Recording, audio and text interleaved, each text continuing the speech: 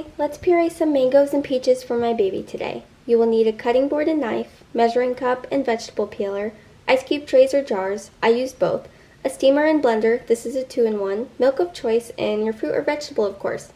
I'm going to start by washing my hands and peeling my mangoes with the vegetable peeler. Go ahead and cut the mangoes into smaller pieces. Apparently I've never cut a mango before, so ignore the struggle. I literally cut through the seed and was confused for a second. I cut my second mango correctly this time and put all the pieces into a bowl since we will be doing 2 rounds of steaming. Anyways, let's plug our steamer in and fill the steam bowl with water. Once you did that, you can go ahead and pour the mangoes into the steamer dish and make sure the hole is lined up with the lid and click steam. In case you were wondering, I'm using the Chef Tasty 5-in-1 for this process. Once it's ready, pour the water out and pour the mangoes back in. Click blend, and I use the auto setting if you were wondering. I did 1 blending cycle and realized this texture is a little bit too thick for my baby, so I added 1 ounce of breast milk, but you can add formula or water. Also, you add more or less liquid depending on the texture you want, but ultimately it depends on your baby's age and what texture they prefer.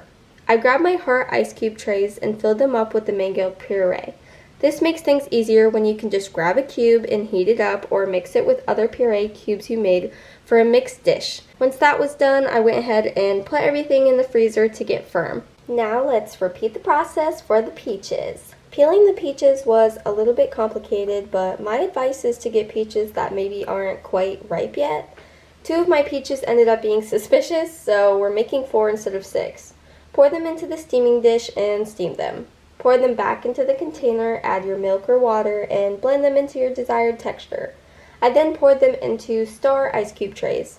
I highly recommend having different color or shaped ice cube trays so you can tell the difference between the purees, especially since mine are both yellow-orange color right now. I put both of those in the fridge and I will be back once they are frozen. Okay, now that everything is done and frozen, I'm gonna go ahead and grab 2 bags to store everything in. I labeled mine with what it was and the date. You can also pre-store yours in the jars if you just want to be able to put it in the warmer, but I'm gonna be mixing some of my food together, so I put them in the bags instead. Here's the peaches. They look so cute. And you just pop them out and put them in the bag. That's why I like the ice trays so much, because it makes everything so simple. For heating purposes, I just put them in a jar, and then my bottle warmer has a food setting, so I just go ahead and put them in, and there we go. That's our mango puree.